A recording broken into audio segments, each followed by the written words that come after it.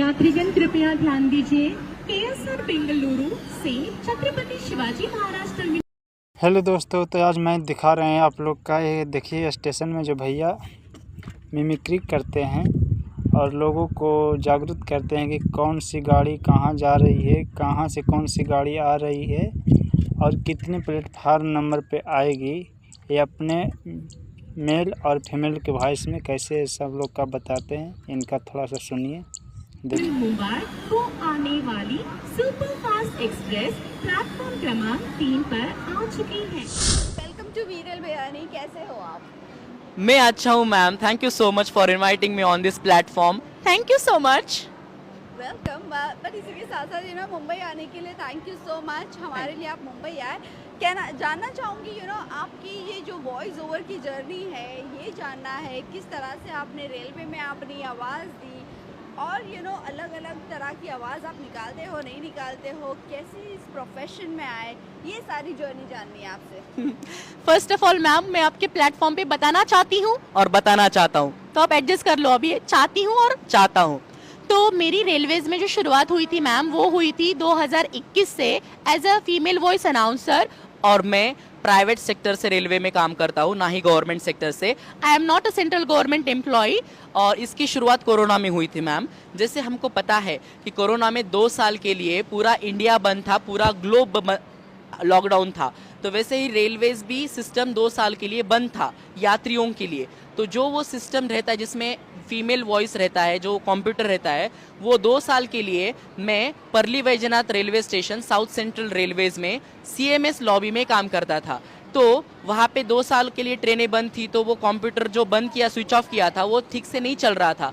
तो वहाँ पे एक साइड में मैनुअल माइक रहता है, सुबह एक ट्रेन आने वाली, रात को एक ट्रेन आने वाली। तो मुझे स्टेशन मास्टर ने बोला था कॉल करके कि आप वो सिस्टम मत चलाइए सर, आप डायरेक्टली ऐसे मैनुअल माइक से अनाउंसमेंट कीजिए। तो मैं वहाँ पे क्या बोलता था लेडीज वॉइस में, यात्रीगण कृपया ध्यान दें, गाड़ी संख्या 1705 केएसआर बेंगलोर सिटी से हजूर साहिब नांदेड़ तक जाने वाली Bangalore city Nanded express platform क्रमांक 3 से रवाना होने को तैयार है। हम आपकी सुखद, सफल एवं मंगलमय यात्रा की कामना करते हैं। इंग्लिश में, may I have your attention please, train number 1706 Chhatrapati Shivaji Maharaj terminal 2 Hingoli Deccan Jan Shatabdi Superfast Express is now ready for departure from platform number 7. We wish you a comfortable,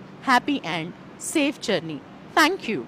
तो मैंने जब खुद एक्सपेरिमेंट किया खुद के वॉइस को कि मुझे 2 वोकल कॉर्ड्स है, मुझे ऐसा लगता है कि एक मेल का और एक फीमेल का, तो यहाँ से मेरी रेलवेज में as a female voice announcer बोल के शुरुआत हुई मैम। कोविड में शुरुआत तो जरूर हुई, लेकिन ये आइडिया कैसा आया कि आपको अपनी आवाज़ रेलवेज में देनी है?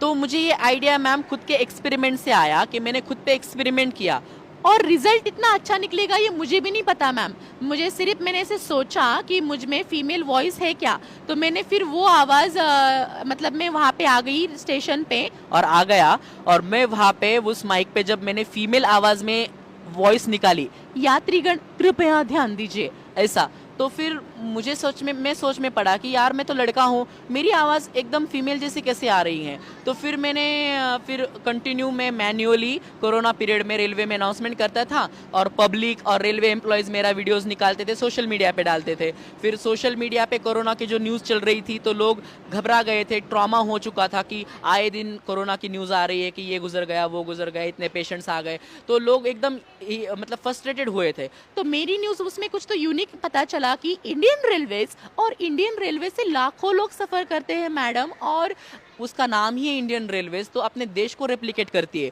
तो मुझे तो बहुत गर्व महसूस हुआ कि यार मैं भी मेरे देश का नागरिक हूँ, और नागरिक हूँ तो मैं फीमेल बन के भी यानी श्रावणी बन के भी मैं रेलवेज में काम कर रही हूँ और श्रवण बन के भी कर रहा हूँ। तो मेरी ऐसी शुरुआत हुई कि मैंने एक्सपेरिमेंट मेरे वॉइस पे किया और मैं खुद को जान लिया कि मैं कौन हूँ। घर वालों की अगर मैं बात करूं या दोस्तों की मैं बात करूं, जब आपकी आवाज़, जब आपने लोगों को बताया कि आप में एक और एक टैलेंट है, किस तरह का फीडबैक था? सोशल मीडिया का ज़माना है, ट्रोलिंग्स होती है, लोग उल्टा सीधा बोलते हैं, और एक मेल आदमी में अगर फेमिनिज्म आ जाता है तो और भी लोग कहते हैं, ये सब कैसे मैनेज किया? तो ये तो बहुत अच्छा सवाल पूछा मैम आपने, क्योंकि मुझे आपके प्लेटफॉर्म के थ्रू, आपके इस मीडिया के थ्रू मुझे समाज में एक मैसेज देना है कि हमारे इंडिया में मैम मुझे किसी धर्म या फिर किसी ऐसे हिस्टोरिकल चीज़ पे बात नहीं करनी, क्योंकि मुझे उस चीज़ में पता नहीं है, बट मैं खुद का आपको बताना चाहता हूँ। जैसे आपके सामने अभी श्रवण खड़ा है, और ऑडियो में मैं जब श्रवणी में स्विच होती हूँ तो अभी लोग देख रहे हैं कि यार ये तो लड़का है या फिर ये लड़की है, मतलब ऐसे आवाज़ कैसे हो रहा है, तो कुछ यूनिक है ना। तो इन्हें पता ही नहीं है कि जो भी कुछ चीज़ें यूनिक है तो उसकी हमें जानकारी नहीं है। अगर हम इन्फॉर्मेशन नहीं रहेगी तो हम उसके जो फैक्ट्स है वो मन से बताना चालू कर देते हैं।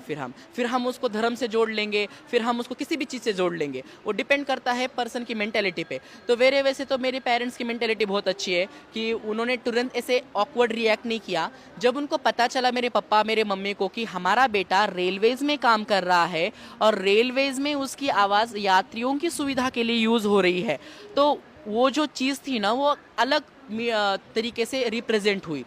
उसका क्रिटिसिज्म नहीं हुआ, बट उसका फेवर भी उतना नहीं हुआ। मतलब मेरे पापा उतने भी फेवर में नहीं थे उस चीज़ के कि हाँ तू कर, बट बोलते थे कि तुझे ध्यान रखना चाहिए कि तू लड़का है, तो तेरा मैनहुड, तेरी मर्दांगी पे लोग बोलेंगे, तेरी सेक्सुअलिटी पे लोग बोलेंगे, तू मर्द है क्या लोग बोलेंगे, तू मर्द नहीं है ऐसा लोग बोलेंगे, तो तुझे ये चीज़ें संभाल के तेरे को ये काम करना पड़ेगा। बट मैंने सोसाइटी के बारे में नहीं देखा। लोग तो अच्छा भी बोलते बुरा ही बोलते हैं। लोगों का हम अगर सोचते रहेंगे तो ये आर्टिस्ट जो जितने भी आर्टिस्ट हमारे लेजेंडरी कलाकार हो चुके हैं, तो उनको भी बहुत क्रिटिसिज्म फेस करना पड़ा, बट उनका या मेरा